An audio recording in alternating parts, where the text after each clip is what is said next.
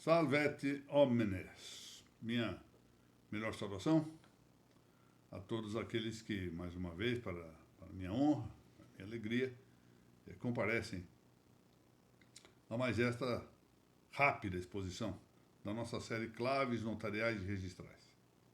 Essa série que vem apoiada, para minha honra, pela ANOREG do Estado do Paraná. Eu agradeço muitíssimo o presidente Matheus Afonso Vido da Silva por esse apoio.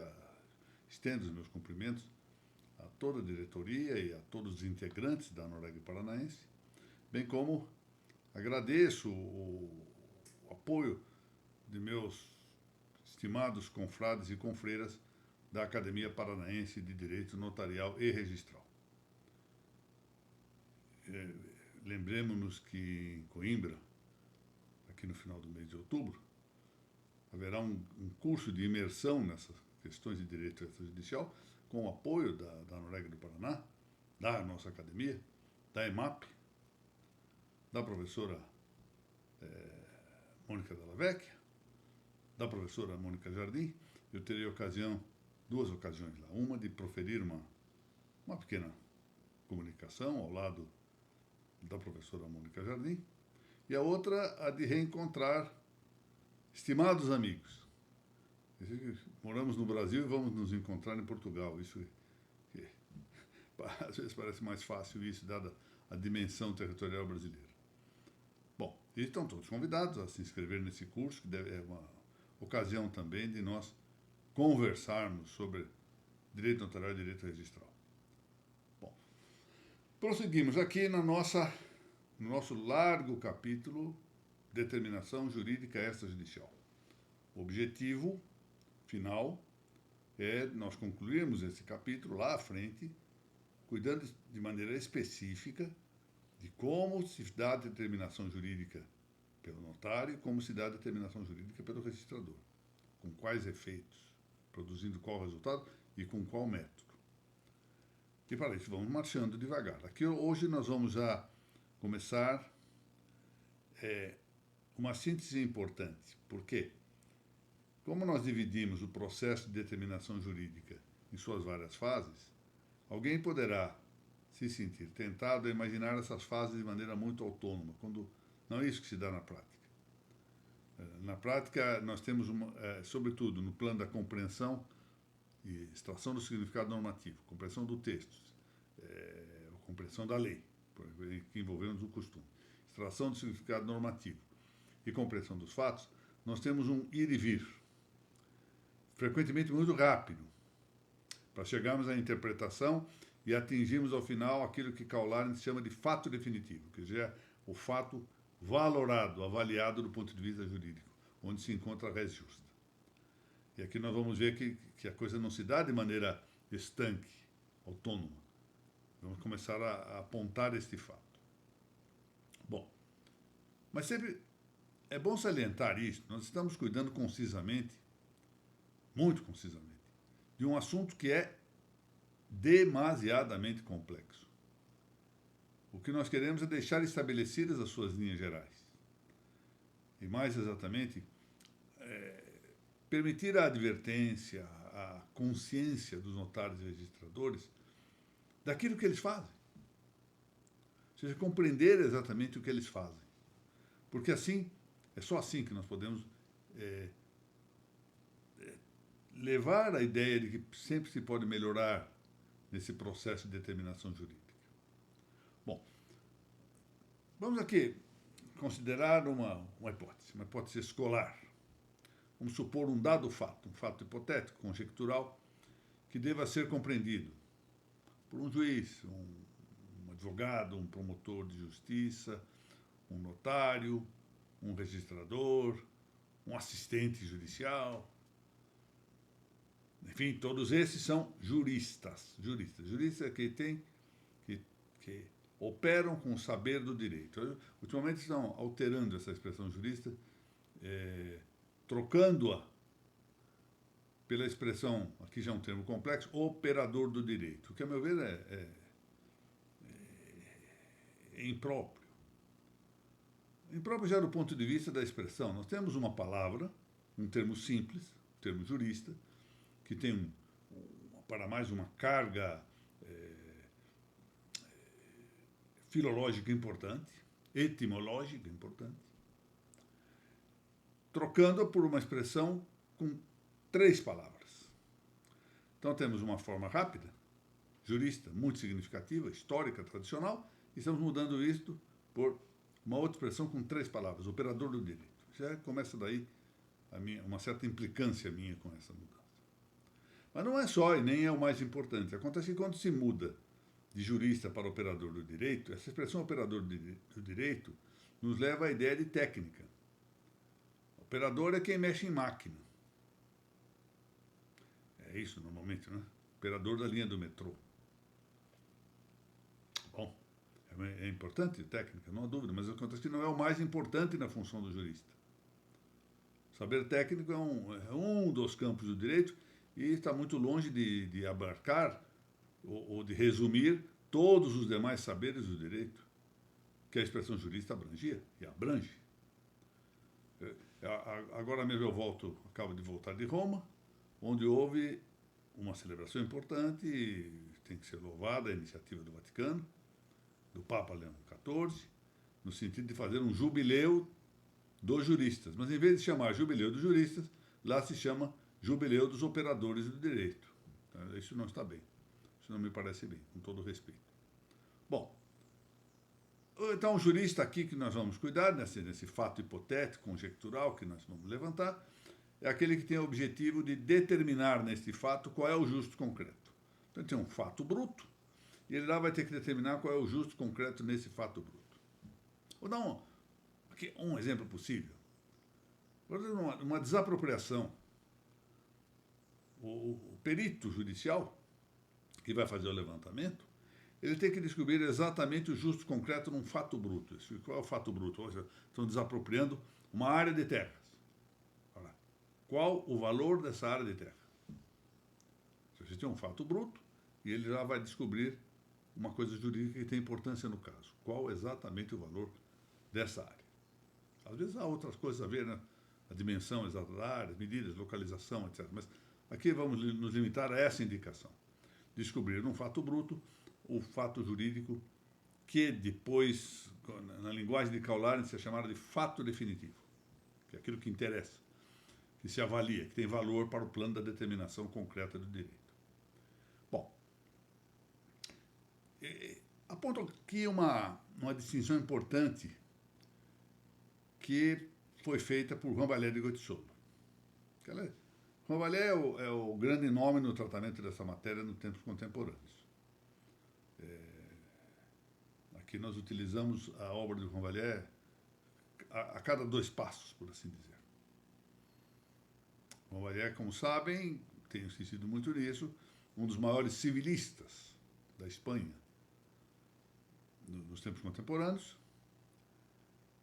um grande notário também, e escreveu várias obras relativas ao direito notarial, e, em particular, escreveu uma grande metodologia jurídica, dividindo em metodologia das leis, metodologia da determinação do direito e metodologia da ciência expositiva e explicativa do direito. Bom, mas aqui o que me interessa realçar é que o Juan Valère diz que o saber prático, no plano jurídico, pode ser de 2 modos. Bom, primeiro modo. Com o primeiro modo, o que se trata é de captar e formular princípios. É conduzir a formação de costumes e elaborar leis humanas. Nessa parte da elaboração das leis humanas, nós estamos no campo que se diz próprio do legislador. Cabe ao legislador, prudencialmente, isso é uma coisa chamada prudência legislativa, né? Elaborar leis. E isso é próprio de um saber prático nesse primeiro sentido, nesse primeiro modo. O segundo modo de saber prático é o que trata de determinar o justo concreto, ou seja, já não se trata de captar princípios, de nortear a formação de bons costumes, costumes racionais. O costume é de ser racional, senão não vale como costume. E deve considerar agora uma segunda hipótese, que é a da determinação do justo concreto. É disso que nós estamos tratando em particular. Muito bem. Quando se trata de aproximar-se do fato que deve ser compreendido, tem o jurista, ou seja, nós estamos falando do juiz, do advogado, do promotor público, do notário, do registrador, do assessor judicial, etc. Tem esse jurista diante de si um fato bruto. Já o referimos, fato bruto. Então ele deve fazer uma primeira depuração, que é excluir dele tudo que careça de relevo para a determinação do justo. Eu fiz aqui, em uma exposição anterior, um paralelo, que me pareceu bem. Como eu tenho acompanhado de vez em quando a minha mulher, que é uma avó muito devotada à consulta médica de algum dos meus netos, eu vejo exatamente isso. Ou seja, uma série de assuntos que não tem o menor relevo do ponto de vista médico é contado. Por assim dizer, não é o caso dela, não é o caso dela. Mas vai contar que o gás acabou, que faltou luz em determinado dia, etc. Vai por aí afora, que não tem nenhum relevo médico. E cabe ao médico, então, o quê? Ir depurando para verificar o que importa para o exercício da arte médica, da praxis médica. Bom, essa é uma primeira depuração. O jurista faz isso também. Ele vai verificar de um fato bruto o que tem relevo e o que não tem relevo. A essa primeira depuração, eu volto a dizer, esse é um ir e vir.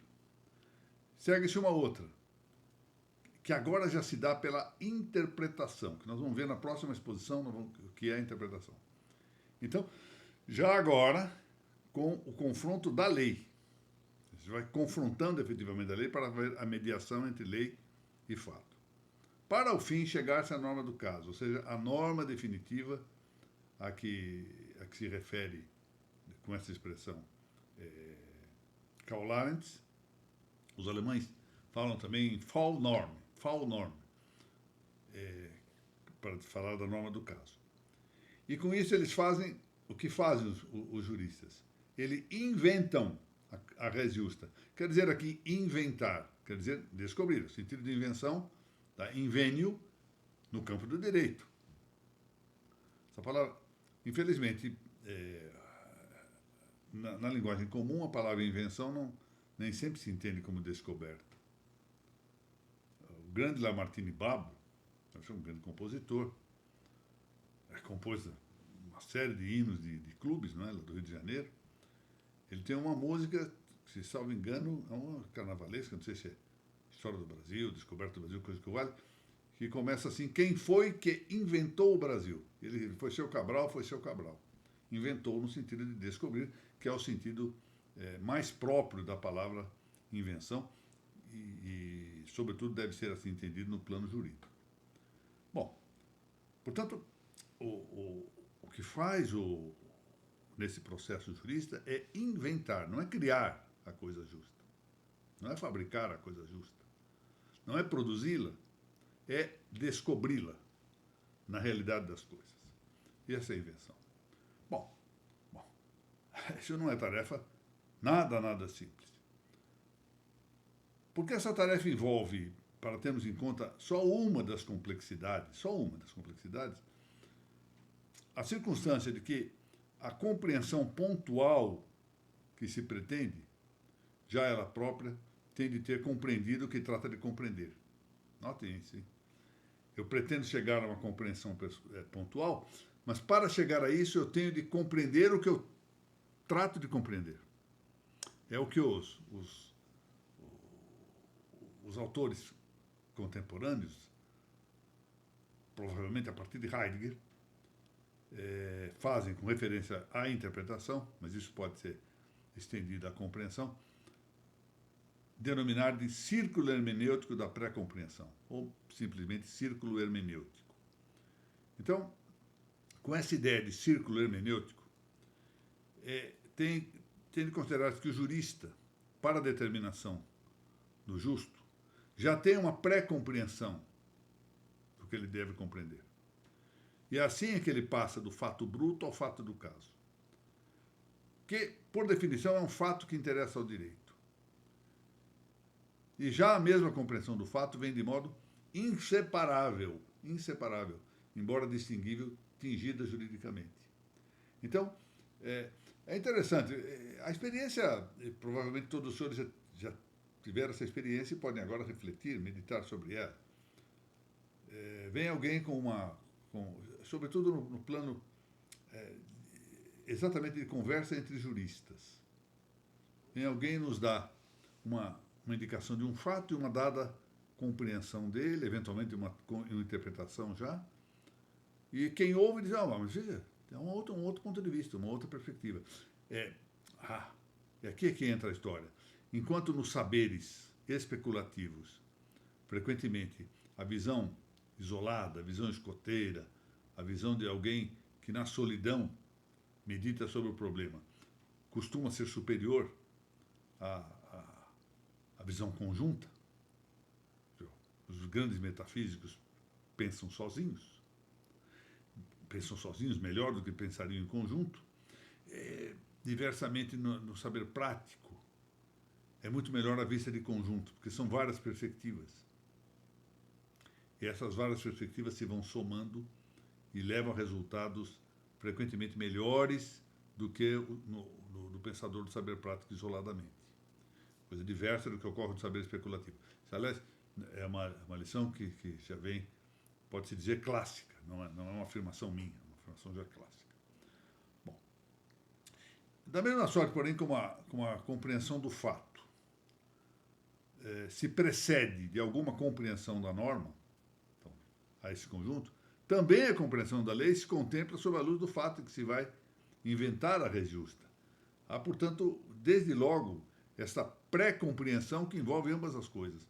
Por exemplo, queria lembrar aqui um autorizado jurista contemporâneo, Miquel Casal e Coldecarra. Coldecarra não, Coldecarreira. Casals e Coldecarreira. Ele foi presidente da Real Academia de Jurisprudência e Legislação da Catalunha. E esse Casals disse muito bem que o fato do caso é um fato vital. Ou seja, diz ele textualmente, eu estou traduzindo isso, a norma jurídica não tem sentido quando não se refere a um fato vital. Ou seja, há uma ligação intrínseca entre norma e fato, entre fato e norma. Aqui é que se acrescenta um fato a mais que nós já deixamos, de algum modo, indicado antes. A compreensão do fato do caso, ou seja, do fato vital, não é apenas a de uma singularidade, é um modo nominalista, como se aquilo fosse algo absolutamente inconectável com a universalidade. Mas é a captação da natureza da coisa, a natureza da própria coisa. Nós captamos com o fato a natura rei, a natureza da coisa. Porque as coisas têm por fim realizar sua natureza. E por isso importa muito captar a sua natureza. Além disso, nós devemos considerar essa mesma natura rei, ou seja, essa mesma natureza da coisa, no conjunto ordenado de todas as coisas. É dizer, da natureza de todas as coisas. Como se diz, natura omnium rerum. Ou seja, a natureza de todas as coisas. Seja, há um conjunto ordenado. Essa coisa não deve ser examinada isoladamente, mas no conjunto da natureza. Aliás, numa anterior manifestação aqui das nossas claves, eu me lembro de ter feito uma referência a que o direito era a arte do bom e do equitativo, não é? A ars boni et equi, a que se referir ao jurisconsulto romano, Celso. E eu dizia que, para bem compreender os fatos que devem ser objeto da atuação jurídica, ou seja, a totalidade da coisa que deve ser examinada, ou seja, como há em textos de jurisconsultos romanos, as res divinae et humanae, ou seja, as coisas divinas e humanas, ou seja, a realidade inteira da vida, a realidade integral que abarca todas as coisas. Então, aí as coisas da natureza, as res naturae, a natureza de todas as coisas, como eu acabo de mencionar, natura omnium rerum, e a natureza de cada uma das coisas. Natura quisque rei. natureza de cada uma das coisas.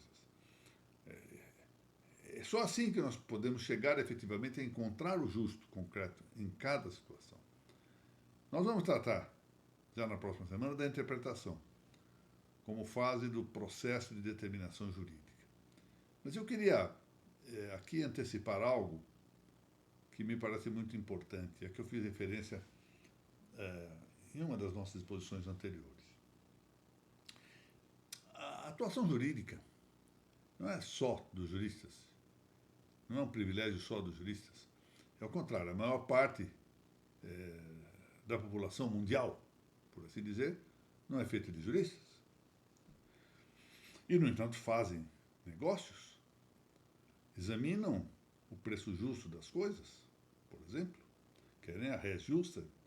E eu me lembrei aqui, pensando em dar-lhes um exemplo da instantaneidade com que essas coisas devem ser determinadas, às vezes sem muito tempo para reflexão, porque essa determinação jurídica concreta tanto pode ser imediata, instantânea, como pode ser deliberada, meditada, etc. De um fato muito curioso que aconteceu há alguns anos aqui comigo. Eu fui a um sebo de São Paulo, um sebo muito bom, Ornab, chamava lá. E já sabia como comportar-me para evitar, porque os preços não estavam marcados nos livros, então eu levava, todo mundo faz isso, né, que já tem uma certa experiência de sebo. O sebo está desaparecendo para muitos, que pena. Levava lá um conjunto de livros, por exemplo, uns 10 livros, mas na verdade eu tinha interesse em 3 ou 4, e eu não deixava, tentava ver se o dono lá não, ele ia fazer o preço na hora, não descobria. E foi assim eu ia escolhendo um e outro e tal, e comprava só o que me interessava, deixava os outros lá que não me interessavam, e tentava evitar que o livreiro descobrisse qual era o meu interesse, para evitar que ele subisse demasiadamente o preço. Nós vamos encontrar aqui um preço justo. Mas num determinado dia eu fiz a mesma coisa, levei 10 livros lá. Quando eu estou lá para pagar, que eu olho, eu vejo um livro que eu tinha tido esse livro, emprestei para alguém, é por isso que eu não gosto de emprestar livro.